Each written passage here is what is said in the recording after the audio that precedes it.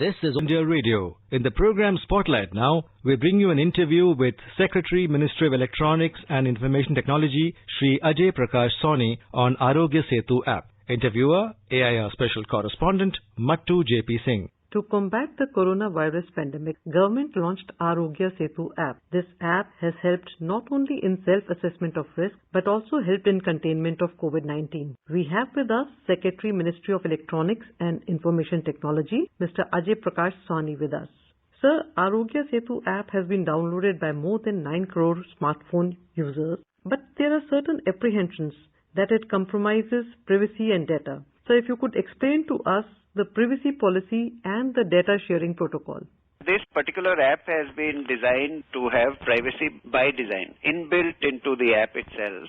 And in my experience, I have rarely seen this kind of attention being given to privacy and to making it very, very transparent to all the users. And whatever data is collected by this app, it is very clearly indicated by the privacy policy as to what that data is for, how it is collected, how it is stored, where it is stored, how it is used, with whom it is shared, and after the pandemic, how this entire data will get deleted. So for different categories of data, I think very detailed description is given to the users in the privacy policy. And then there is also a data sharing protocol that has been approved by the Empowered Group for Technology and Data Management for the purposes of handling the pandemic. So all of these make it very, very clear to the users as to what data would be collected and give them complete assurance that this data will be used only for the purpose for which it is collected. It will be used primarily to help them, to help their neighborhood, to help their community, to help their city, to help the people in India to fight the spread of the pandemic and to ensure that they also get access to the right services, to testing, to hospitalization if it is required, and primarily to be able to fight the pandemic. Sir, related to this is one basic question that the efficacy of this app depends on switching the Bluetooth and the GPS on, which most people do selectively. So how does this impact the findings of the app, or what is its rationale? It is a fact that switching on the Bluetooth and GPS makes it effective. Bluetooth is required to be on if there are two users, both of whom are using AAROGYA SETU. If both of them have their Bluetooth on when they are in close proximity to each other or when they happen to meet each other, each user's phone is given a device ID. So the name of the user or the number is not shared anywhere. The device ID which is shared by the two phones, and along with that device ID, the phone is also able to capture for how much time another phone was nearby, how far was it, how much time that phone was in close proximity, and that entire data of Bluetooth contact is encrypted and stored on the user's phones themselves. It is not used anywhere else. It is stored on the user's phone. Now, we have more than 10 crore users today, but only in case of those AAROGYA SETU users who test positive sometime in future, only for them this data is then taken to the server. It is decrypted, and then from that we get to know who else might have been at risk. So, for instance, if supposing you and I happened to meet a week ago when I was buying vegetables and you were also there in the same shop. So, you will not know who I am, I will not know who you are, we will not be able to remember that we even met.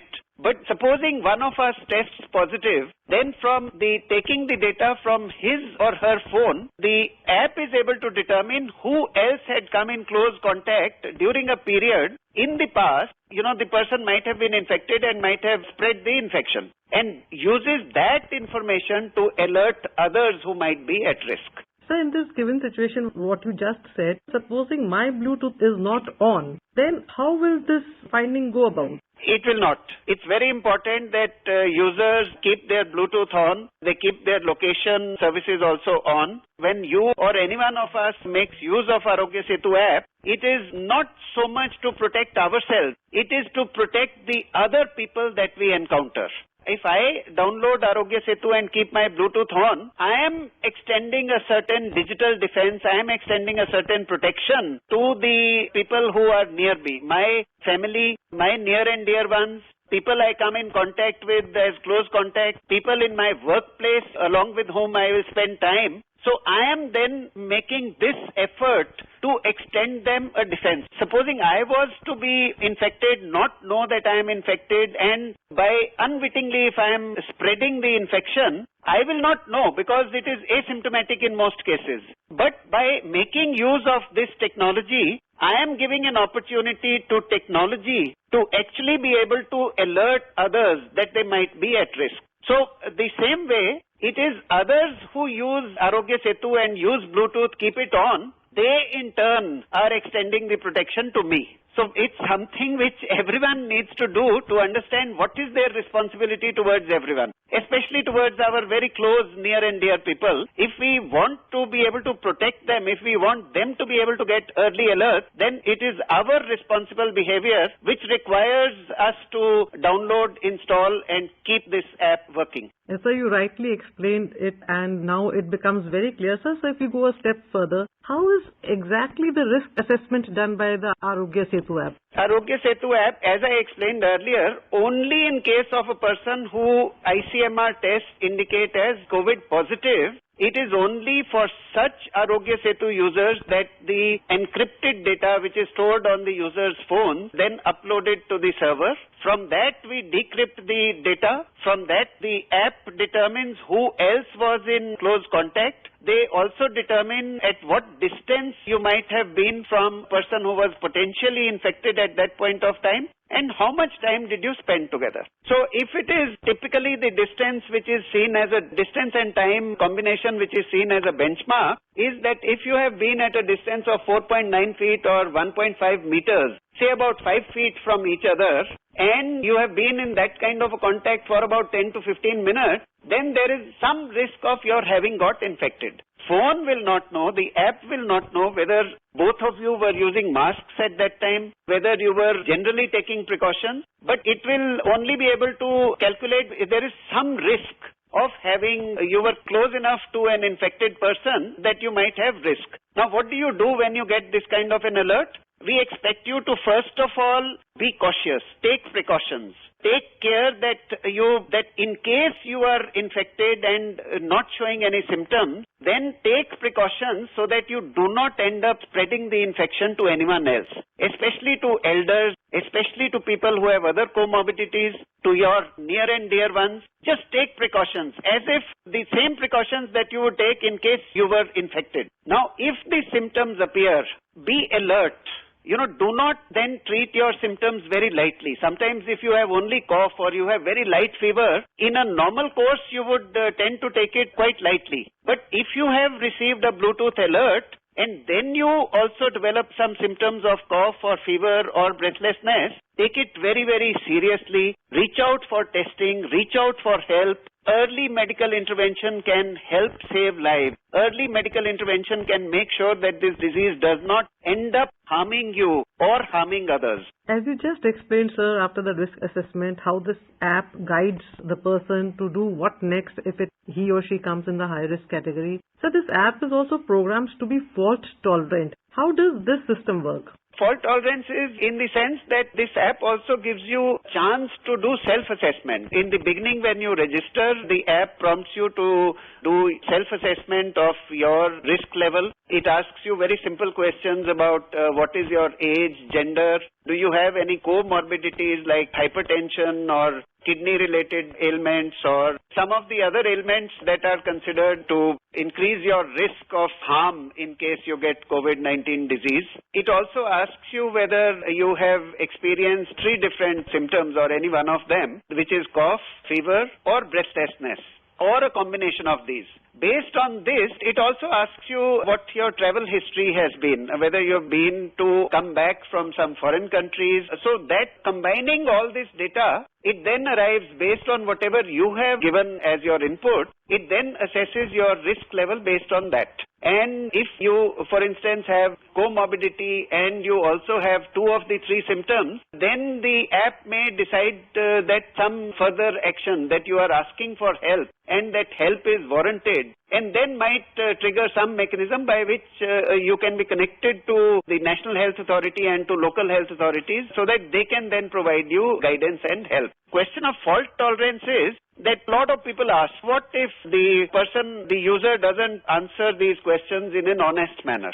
Yes, exactly. Even in those cases, that is where I say that the app is very fault tolerant. It's okay if you have not answered it in a completely honest manner. The moment you have some symptoms, please take them seriously. Please use this for self-assessment. Please come out with and this gives you an opportunity every day. It gives you an opportunity every minute. Whenever you feel that you may require some help, please do go through the self-assessment. Self-assessment will only help you. It will help others in your family. In case you have some risk of having the disease, whether or not the app has alerted you, there is a pandemic which is there. There is an epidemic. There is a virus which is there. This virus has been spreading. Actually experience symptoms like cough, fever or breathlessness or a combination of those, and especially if you are of a higher age group or have comorbidities, then do please make use of this facility of self-assessment and reach out for help. Not only through the app. There is also a helpline number which is given in the app, 1075, which you can call up. And in some way, early recognition of the symptoms helps you get tested early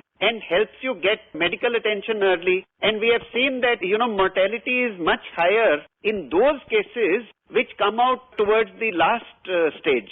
They come out only when there is sometimes they experience cough and light fever for a few days. They ignore this. They come out with the symptoms when they can no longer be ignored, when they have breathlessness. By that time, it might be a little late. The risk then to yourself, and because you have not been diagnosed in time, of having spread this to your family members and near and dear ones, I think that risk goes up. So my request to everyone is to make use of this. This is a wonderful digital defense that has been erected. It has been contributed to by some of the finest minds in India, both in the private sector and in the government.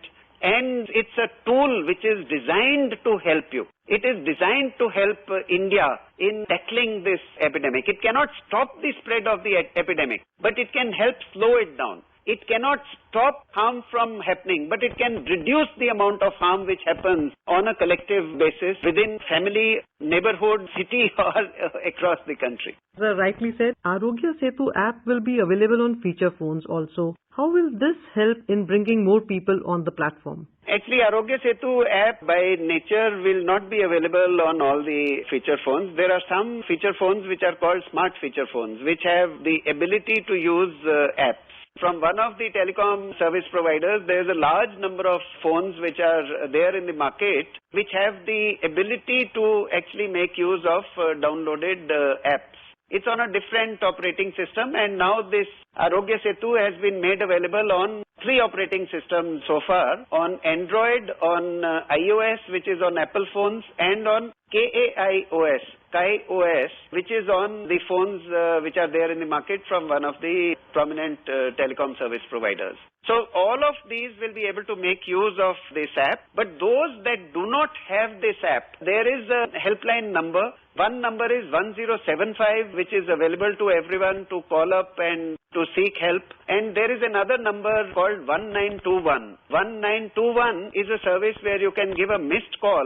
You will receive a call back, and through the interactive voice response system, IVRS, you will be asked the same questions that you would otherwise be asked through the app. And once you give responses to those questions, once again we try to connect you to the National Health Authority, to people who will call back, who will ascertain through a call what were the symptoms. They might be able to ask you more questions. If it is required, they will connect you to a doctor. The doctor will then talk to you and ascertain your symptoms and sort of indicate what is the further action to be taken. And then that information, that guidance is given to you, that is also passed on to the state health authorities and district health authorities, so that then they can reach out and actually extend help to you.